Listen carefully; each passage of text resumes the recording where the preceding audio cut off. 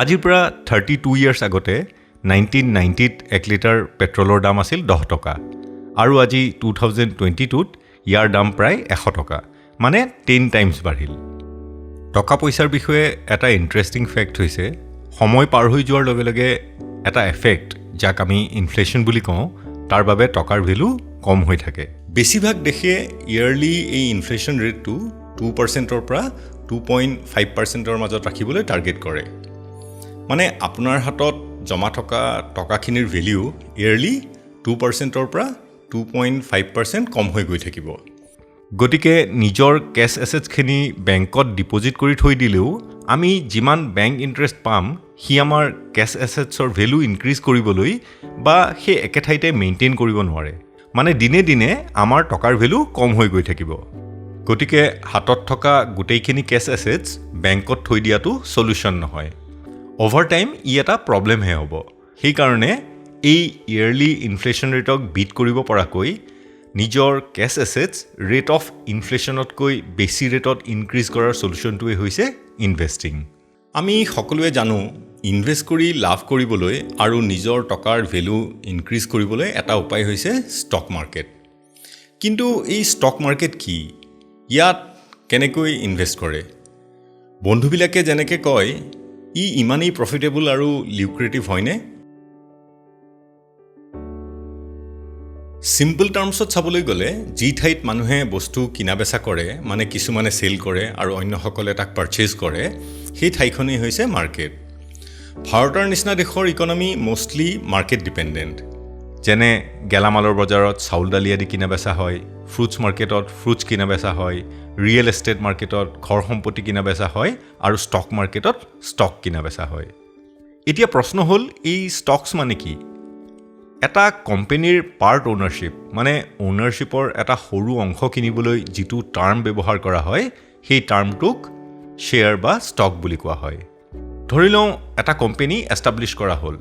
তাৰ টোটেল কেপিটেলক 10 ভাগ কৰি 10টা শ্বেয়াৰত পাৰ্ট কৰা হ'ল আৰু এই 10টা শ্বেয়াৰৰ মালিক কোম্পানীটোৰ ফাউণ্ডাৰ তাৰ মানে ফাউণ্ডাৰজন কোম্পানীটোৰ 100% শ্বেয়াৰৰ মালিক কিন্তু যদি কোম্পানীটোৰ মাত্ৰ 5টা শ্বেয়াৰহে এই ফাউণ্ডাৰজনৰ হাতত আছে আৰু 5টা বেলেগ বেলেগ মানুহে কিনি লৈছে মানে বেলেগেও ইয়াত ইনভেষ্ট কৰিছে তেতিয়া ফাউণ্ডাৰজন তেওঁৰ হাতত থকা 5টা শ্বেয়াৰেৰে কোম্পানীটোৰ 50% শ্বেয়াৰৰহে মালিক ফাউণ্ডাৰৰ বাদেও কোম্পানীটোত ইনভেষ্ট কৰা এই মানুহসকলক কোৱা হয় ইনভেষ্টৰ্ছ বা শ্বেয়াৰ হোল্ডাৰ্ছ প্ৰশ্ন হ'ল ফাউণ্ডাৰজনে কিয় নিজৰ কোম্পানীটোৰ ওনাৰশ্বিপ বেলেগ মানুহক বিক্ৰী কৰিলে ধৰি লওঁ আপুনি এটা কোম্পানীৰ ওনাৰ ধৰি লওঁ এইখন এখন ৰেষ্টুৰাঁ বিজনেছ ভালদৰে চলি আছে আপোনাৰ ৰেষ্টুৰাঁৰ নাম হৈছে বিক্ৰী ভাল কাষ্টমাৰেও লাইন পাতি ৰ'বলগীয়া হৈছে আৰু আপুনি বিজনেছটো ডাঙৰ কৰিব বিচাৰে নিজৰ গুডউইলৰ কাৰণে চহৰখনৰ আন ঠাইত ব্ৰাঞ্চ খুলিব বিচাৰে লগতে বেছি মানুহক এমপ্লয় কৰিব বিচাৰে আৰু কিছু টকা এডভাৰটাইজমেণ্টৰ বাবে খৰচ কৰিব বিচাৰে আপুনি জানে আপোনাৰ ৰেষ্টুৰাঁৰ ডিমাণ্ড আছে আৰু বিজনেছ বঢ়ালে প্ৰফিট হ'ব কিন্তু ইয়াৰ কাৰণে আপোনাক কেপিটেল লাগিব আপোনাৰ হাতত এটা অপশ্যন আছে বেংকলৈ গৈ বেংক লোন ল'ব পাৰে কিন্তু আপুনি ইণ্টাৰেষ্ট পে' কৰিব লাগিব নতুন বিজনেছ হিচাপে ৰিস্কি বুলি ভাবি বেংকে লোন নিদিবও পাৰে আন এটা অপশ্যন হৈছে আপুনি ৰেষ্টুৰাঁ কোম্পানীটোৰ শ্বেয়াৰ ইছ্যু কৰিব পাৰে মানে চেল কৰিব পাৰে এই শ্বেয়াৰবোৰ আপুনি নিজৰ পৰিয়াল বন্ধু চিনাকি মানুহক প্ৰাইভেটলিও বিক্ৰী কৰিব পাৰে বা মাৰ্কেটত পাব্লিকলি বিক্ৰী কৰিব পাৰে পাব্লিকলি কৰিলে যোনেই ইচ্ছা তেওঁ আপোনাৰ কোম্পানীটোৰ শ্বেয়াৰ পাৰচেজ কৰিব পাৰে কোম্পানীটোৰ শ্বেয়াৰ পাব্লিকলি ইছ্যু কৰা ইভেণ্টটোক কোৱা হয় IPO মানে ইনিচিয়েল পাব্লিক অফাৰিং যাৰ দ্বাৰা আপোনাৰ প্ৰাইভেট কোম্পানীটো এটা পাব্লিক কোম্পানীলৈ সলনি হয় ইনিচিয়েল পাব্লিক অফাৰিঙৰ দ্বাৰা কোম্পানীটোৰ শ্বেয়াৰ ইছ্যু কৰিবলৈ আপুনি প্ৰথমতে ডিচাইড কৰিব লাগিব আপুনি কিমান শ্বেয়াৰ ফ্লোট কৰিব বিচাৰে আপোনাৰ প্ৰতিটো শ্বেয়াৰৰ ইনিচিয়েল ভ্যালু কিমান হ'ব সেইটো ডিপেণ্ড কৰিব আপোনাৰ ৰিকুৱাৰ্ড কেপিটেল বিজনেছটো কিমান প্ৰফিটেবল হৈ আছে আপোনাৰ কোম্পানীটোৰ ফাইনেন্সিয়েল পাৰফৰ্মেন্স কেনেকুৱা মাৰ্কেটত সিমিলাৰ বিজনেছবোৰৰ ইনিচিয়েল অফাৰিং কিমান আপোনাৰ শ্বেয়াৰৰ মাৰ্কেট ডিমাণ্ড কেনেকুৱা এইবিলাক বিভিন্ন ফেক্টৰৰ ওপৰত ইনিচিয়েল ভ্যালু ডিসাইড কৰি লোৱাৰ পিছত য'ত আপুনি আপোনাৰ এই total number of outstanding share float কৰিব তাক কোৱা হয় ষ্টক এক্সচেঞ্জ কথাটো আমি এনেধৰণে সহজে বুজি পাব পাৰোঁ। ধৰি লওঁ আপোনাৰ টাউনখনৰ বিভিন্ন ঠাইত কিছুমান দোকান খালী আছে আৰু হাতত থকা টকাৰে আপুনি আপোনাৰ ৰেষ্টুৰাখনৰ এটা ব্ৰাঞ্চ আৰম্ভ কৰিব বিচাৰিছে। আপুনি ঠিক কৰিব লাগিব ক'ত আপোনাৰ মতে কাষ্টমাৰ বেছি, প্ৰফিট বেছি, কোন ঠাইত আপুনি টকা ইনভেষ্ট কৰিব বিচাৰে। একেধৰণে ভাবি লওক আপোনাৰ টাউনত থকা বজাৰখনৰ দৰেই আপোনাৰ কোম্পানীটো লিষ্ট কৰিব বিচৰা এই বজাৰখন হ'ল ষ্টক এক্সচেঞ্জ, য'ত কোম্পানীবোৰৰ শ্বেয়াৰ ট্ৰেডিং কৰা হয়, মানে কিনা বেচা কৰা হয়। বজাৰত যেনেদৰে আপোনাৰ বিজনেছত ইনভেষ্ট কৰিবলৈ দোকান চুজ কৰিব লাগিব, সেই একেদৰেই আপুনি কোনটো ষ্টক এক্সচেঞ্জত আপোনাৰ কোম্পানী লিষ্ট কৰিব বিচাৰে সেইটো ডিচাইড কৰিব লাগিব। কোম্পানী লিষ্ট কৰিবলৈ বেলেগ বেলেগ ষ্টক এক্সচেঞ্জৰ ৰিকুৱাৰমেণ্ট বিভিন্ন ধৰণৰ হ'ব পাৰে। ভাৰতৰ কেইটামান নোটেবল ষ্টক এক্সচেঞ্জ হৈছে নেশ্যনেল ষ্টক এক্সচেঞ্জ, চমুকৈ NSE, বা বম্বে ষ্টক এক্সচেঞ্জ, বা চমুকৈ BSE। এতিয়া আমি শিকিব লাগিব ষ্টক ব্ৰকাৰ কাক কোৱা হয়। এজন ইনভেষ্টৰৰ হৈ যোনে ষ্টক এক্সচেঞ্জত ষ্টক কিনা বেচা কৰে তেওঁক ষ্টক ব্ৰকাৰ বুলি কোৱা হয়। তেওঁলোক এই প্ৰচেছটোত একোজন মিডলমেন। আমি ষ্টক এক্সচেঞ্জৰ ফটো বা ভিডিঅ' চালে যিবোৰ মানুহে নিজৰ নিজৰ ক্লায়েণ্টৰ ডিমাণ্ড মতে শ্বেয়াৰ কিনিবলৈ বা বেচিবলৈ চিঞৰ বাখৰ কৰি থকা দেখা পাওঁ, সেই মানুহবোৰেই ষ্টক ব্ৰকাৰ। আজিকালি এই প্ৰচেছটো সম্পূৰ্ণ অট'মেটেড আৰু টেকন'লজিৰ সহায়েৰে কম্পিউটাৰ এলগৰিদম ব্যৱহাৰ কৰি এনে শ্বেয়াৰৰ চেল পাৰচেজ কৰা হয়। সেইবাবে আজিকালি ফিজিকেল ষ্টক এক্সচেঞ্জতকৈ কম্পিউটাৰত অনলাইন ট্ৰেডিং বেছি হোৱা দেখা যায়। ষ্টক এক্সচেঞ্জত বাৰু কেনেদৰে ট্ৰেডিং কৰা হয়? প্ৰথমতে এজন ইনভেষ্টৰে এজন ব্ৰকাৰৰ ওচৰলৈ যায় আৰু কোনো শ্বেয়াৰ কিনিবলৈ অৰ্ডাৰ প্লেচ কৰে। এই অৰ্ডাৰটোত ষ্টক কিনিব বিচৰা কোম্পানীটোৰ টিকাৰ চিম্বল, মানে এব্ৰিভিয়েটেড নাম, যেনেকৈ ধৰক এপলৰ টিকাৰ চিম্বল AAPL, এমেজনৰ টিকাৰ চিম্বল AMZN, বা টাটা মটৰ্ছ লিমিটেডৰ টিকাৰ চিম্বল TTM, তাক উল্লেখ কৰিব লাগে। অৰ্ডাৰত উল্লেখ কৰিবলগীয়া দ্বিতীয় পইণ্ট হৈছে ছাইড, মানে অপশ্যন টু বাই অৰ চেল। আৰু উল্লেখ কৰিব লাগে টাইপ অফ অৰ্ডাৰ। এই টাইপ অফ অৰ্ডাৰৰ প্ৰথমটো হৈছে মাৰ্কেট অৰ্ডাৰ, য'ত ইনভেষ্টৰে ব্ৰকাৰজনক বেষ্ট এভেইলেবল প্ৰাইচত তেওঁ বিচৰা শ্বেয়াৰটো ইমিডিয়েটলি পাৰচেজ কৰিবলৈ ইনষ্ট্ৰাকশ্যন দিয়ে।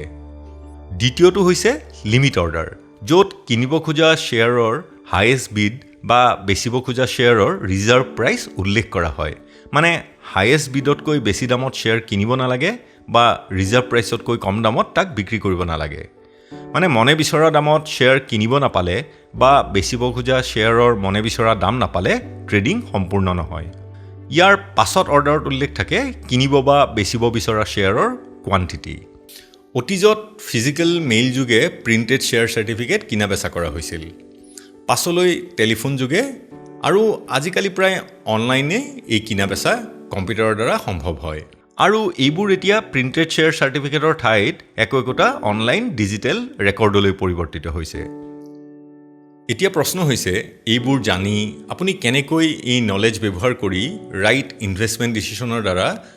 প্ৰফিট আৰ্ণ কৰিব পাৰে? ইনভেষ্টৰ বুলিলে জেনেৰেলি দুটা টাৰ্ম শুনিব, ৰিটেইল ইনভেষ্টৰ আৰু ইনষ্টিটিউশ্যনেল ইনভেষ্টৰ। ৰিটেইল ইনভেষ্টৰ হৈছে আপোনাৰ মোৰ দৰে ইণ্ডিভিজুৱেল ইনভেষ্টৰ্ছ, আৰু ইনষ্টিটিউশ্যনেল ইনভেষ্টৰ্ছ হৈছে ট্ৰেডিঙৰ মেজৰ প্লেয়াৰসকল, যেনে pension fund, mutual fund, has funds বা বেংকছ ইত্যাদি, যোনে নিজৰ ক্লায়েণ্টৰ কাৰণে বৃহৎ পৰিমাণৰ টকা ষ্টক মাৰ্কেটত ইনভেষ্ট কৰে। এই ইনষ্টিটিউশ্যনেল ইনভেষ্টৰসকলৰ নিজা মাৰ্কেট এনালিষ্ট থাকে, যোনে অনবৰতে মাৰ্কেট ষ্টাডি কৰি থাকে আৰু নিজৰ ক্লায়েণ্টক বেষ্ট ইনভেষ্টমেণ্ট ডিচিশ্যনবোৰ এডভাইচ কৰে। কিন্তু আমি এই ভিডিঅ'টোত আপোনাৰ মোৰ দৰে ৰিটেইল ইনভেষ্টৰসকলৰ ওপৰত ফ'কাছ কৰিম, যাৰ পাৰ্পাছ হৈছে ষ্টক মাৰ্কেটত ইনভেষ্ট কৰি প্ৰফিট আৰ্ণ কৰা। প্ৰচেছটোত আমাৰ লক্ষ্য হৈছে কম দামত কোনো শ্বেয়াৰ পাৰচেজ কৰি ৰাইট টাইমত হায়াৰ প্ৰাইচত সেই শ্বেয়াৰটোক কেনেকৈ চেল কৰি প্ৰফিট কৰিব পাৰোঁ, তাকেই কোৱা হয় বাই ল' চেল হাই। আপুনি যদি ইকনমিক ৰিচেশ্যনৰ সময়ত বাই ল' চেল হাই ফৰ্মুলাৰে কেনেকৈ হায়েষ্ট আৰ্নিং কৰিব পাৰি তাক শিকিব বিচাৰে, ওপৰত লিংকত দিয়া ভিডিঅ'টো চাওক। লাভ কৰিবলৈ হ'লে আমি ধাৰণা কৰিব লাগিব কোন কোন শ্বেয়াৰৰ প্ৰাইচ ফল হ'ব আৰু কোন কোন শ্বেয়াৰৰ প্ৰাইচ ৰাইজ হ'ব। কিন্তু সেইটো জনাটো কেনেকৈ পচিবল হ'ব পাৰে? অন্য যিকোনো বস্তুৰ দৰে শ্বেয়াৰৰো প্ৰাইচ শ্বেয়াৰটোৰ ডিমাণ্ড আৰু ছাপ্লাইৰ ওপৰত হাইলি ডিপেণ্ড কৰে। উদাহৰণস্বৰূপে এপলে যেতিয়াই আইফোনৰ এটা নতুন মডেল লঞ্চ কৰে, এপল কোম্পানীটোৰ শ্বেয়াৰৰ প্ৰাইচ ৰাইজ হয় আৰু সেইকাৰণে ইয়াৰ আগে আগে এপল কোম্পানীৰ শ্বেয়াৰৰ ডিমাণ্ড বাঢ়ি যায় সেই সময়ত সেলাৰসকলে হাতত থকা এপলৰ শ্বেয়াৰ বেছি দামত বেচিব বিচাৰে আৰু বায়াৰেও সেইবিলাক বেছি দামত কিনিব ফলত এপল কম্পিউটাৰৰ শ্বেয়াৰ প্ৰাইচ হাইক হয় কিন্তু কিছু কথা প্ৰেডিক্ট কৰিব পাৰিলেও শ্বেয়াৰ মাৰ্কেটৰ বেছিখিনিয়ে আনপ্ৰেডিক্টেবল ইয়াৰ ওপৰত বহু কথাই ইম্পেক্ট পেলাব পাৰে যেনে ধৰক কোম্পানীটোৰ লগত ৰিলেটেড কোনো নিউজ বা নতুন গভৰ্ণমেণ্ট পলিচিজ এইবোৰ ফেক্টৰ হ'ব পাৰে কিন্তু আমি ইমানবোৰ ইনফৰমেশ্যন অনবৰতে ফলো কৰি থকাটো পচিবল নহয় আৰু সেইকাৰণেই আমাৰ নিচিনা ৰিটেইল ইনভেষ্টৰৰ কাৰণে লং টাৰ্ম ইনভেষ্টমেণ্ট শ্বৰ্ট টাৰ্ম ইনভেষ্টমেণ্টতকৈ বেছি লাভজনক যেতিয়া আমি এটা শ্বেয়াৰ কিনাৰ পাছত তাক দীঘলীয়া সময়লৈ মানে বছৰ হিচাপে হোল্ড কৰি ৰাখোঁ তাক লং টাৰ্ম ইনভেষ্টমেণ্ট বুলি কোৱা হয় ইনভেষ্টৰ ৱাৰেন বাফেটে মষ্টলি এই ষ্ট্ৰেটেজি ফ'ল' কৰে যাক কোৱা হয় ভেলু ইনভেষ্টিং তেওঁ এটা কোম্পানীৰ বিষয়ে নানা কথা ভালদৰে এনালাইচিছ কৰি চাই যেতিয়া ভাবে কোম্পানীটোৰ শ্বেয়াৰ প্ৰাইচ ইয়াৰ ৰিয়েল ভেলুতকৈ কম হৈ আছে তাত ইনভেষ্ট কৰে আৰু লং টাৰ্মত প্ৰফিট কৰে ইয়াৰ বিপৰীতে শ্বৰ্ট টাৰ্ম ইনভেষ্টমেণ্টত মাত্ৰ কেইঘণ্টামান শ্বেয়াৰ হোল্ড কৰি ৰখাৰ পিছত দাম বঢ়াৰ লগে লগে সেই একেদিনাই চেল কৰি দিয়া দেখা যায় কিন্তু আমাৰ দৰে ৰিটেইল ইনভেষ্টৰৰ কাৰণে ই প্ৰায়ে অতিকৈ ৰিস্কি এফেয়াৰ কিন্তু কোনোবাই কনচিষ্টেণ্টলি শ্বৰ্ট টাৰ্ম ইনভেষ্টমেণ্ট কৰিব বিচাৰিলে ছাফিচিয়েণ্ট টাইম এনাৰ্জি লগাই কম সময়তে প্ৰফিট কৰিব পাৰে আমি জানিবলগীয়া আন এটা বিষয় হৈছে ইণ্ডেক্সেছে চাৰ্টেইন ছিলেক্টেড ষ্টকছবোৰৰ পাৰফৰ্মেঞ্চ মেজাৰ কৰে আৰু ই আমাক এটা অভাৰঅল পিকচাৰ দিব পাৰে উদাহৰণস্বৰূপে ভাৰতৰ ষ্টক এক্সচেঞ্জ চেনচিটিভ ইণ্ডেক্স যাক চমুকৈ চেনচেক্স বোলা হয় বা নেশ্যনেল ষ্টক এক্সচেঞ্জ 50 যাক চমুকৈ নিফটি 50 বোলা হয় এইবোৰে ৰেগুলাৰলি ষ্টক মাৰ্কেটৰ টপ লিষ্টেড কোম্পানীবোৰৰ ষ্টক পাৰফৰ্মেঞ্চ ট্ৰেক কৰি থাকে আৰু ইয়াৰ পাৰ্পাছ হৈছে আমাক এটা পাৰফৰ্মেঞ্চৰ অভাৰঅল পিকচাৰ দিয়া যেতিয়া আমি এনে ইণ্ডেক্সবোৰৰ ভিতৰত থকা আটাইবোৰ টপ লিষ্টেড কোম্পানীৰ শ্বেয়াৰত একেলগে কম্বাইন ইনভেষ্টমেণ্ট কৰিব বিচাৰোঁ তেতিয়াই প্ৰয়োজন হয় ইণ্ডেক্স ফাণ্ডৰ ভাৰতৰ কেইটামান ইণ্ডেক্স ফাণ্ড হৈছে Nippon India index HDFC index বা IDFC নিফটি 50 ইণ্ডেক্স ইত্যাদি অন্য এটা ফাণ্ড হৈছে এক্সচেঞ্জ ট্ৰেডেড ফাণ্ডছ বা চমুকৈ ETF যেনে ভাৰতৰ Nippon India ETF ICICI prudential Nifty 50 ETF ইত্যাদি মানে আমি যদি ব্ৰকাৰৰ ওচৰলৈ গৈ নিফটি 50ৰ ইণ্ডেক্সৰ বা ETFৰ এটা ষ্টক কিনো বেচিকেলি ইয়াৰ অৰ্থ হৈছে আমি টকাখিনি স্প্লিট কৰি ইণ্ডেক্সটো বা ETFটোত লিষ্টেড হৈ থকা সকলো কোম্পানীৰ শ্বেয়াৰত ইনভেষ্ট কৰিছোঁ এইদৰে আমি টপ 50 কোম্পানীৰ সকলোবোৰত বেলেগ বেলেগে ইনভেষ্ট নকৰি একেলগে এটা ফাণ্ডত ইনভেষ্ট কৰিব পাৰোঁ আৰু যেতিয়া এটা নতুন কোম্পানী এই ETF বা ইণ্ডেক্সত এণ্টাৰ কৰে আপুনিও একো নকৰাকৈ অট'মেটিকেলি এই নতুন কোম্পানীটোৰ শ্বেয়াৰ হোল্ডাৰ হৈ পৰে লং টাৰ্মত ইণ্ডেক্স বা ETF investment comparatively safe investment এতিয়া প্ৰশ্ন হ'ল আমি ষ্টক মাৰ্কেটৰ পৰা ৰিজনেবলি কেনেধৰণৰ আৰ্নিং এক্সপেক্ট কৰিব পাৰোঁ 2009ৰে পৰা মষ্টলি মাৰ্কেট বুল মাৰ্কেটে ডমিনেট কৰি আছিল আৰু অলপতে শ্বেয়াৰ মাৰ্কেট বিয়াৰ মাৰ্কেটে দখল কৰা বুলি আমি ইনভেষ্টমেণ্ট ৰিলেটেড নিউজত শুনিবলৈ পাওঁ কিনো এই বুল আৰু বিয়াৰ মাৰ্কেট বুল মাৰ্কেট হৈছে যেতিয়া আমি শ্বেয়াৰ প্ৰাইচ ৰাইজ হৈ থকা দেখিবলৈ পাওঁ আৰু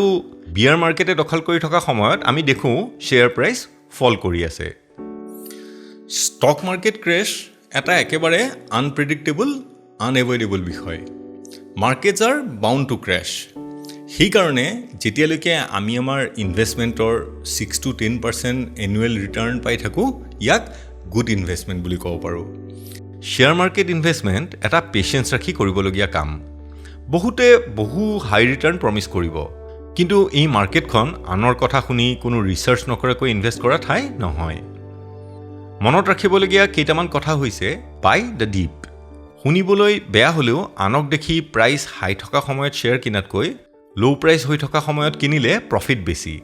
যিমান টকা লোকচান হ'লে আমি ইকনমিক ডিজাষ্টাৰ নোহোৱাকৈ চলি থাকিব পাৰোঁ সিমানহে টকা ইয়াত ইনভেষ্ট কৰিব লাগে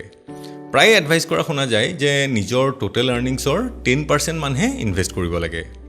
আৰু হঠাতে দাম কমি গ'লেই হাতত থকা শ্বেয়াৰ ভয় খাই বিক্ৰী কৰি দিব নালাগে কাৰণ দাম আকৌ বাঢ়িব পাৰে হাতত থকালৈকে লোকচান নহয় কম দামত বিক্ৰী কৰি দিলেহে লোকচান আপুনি যদি প্ৰাসংগিকৰ জৰিয়তে আপোনালোকৰ বাবে প্ৰস্তুত কৰা ভিডিঅ'বোৰ চাই ভাল পাইছে চেনেলটো ছাবস্ক্ৰাইব কৰি ইনস্পায়াৰ কৰিব কেনে পাইছে কমেণ্ট কৰি জনাব আৰু ভাল পালে লাইক কৰিব আপোনালৈ মৰম আৰু শুভেচ্ছাৰে ভিডিঅ'টো সম্পূৰ্ণকৈ চোৱাৰ বাবে ধন্যবাদ জনালোঁ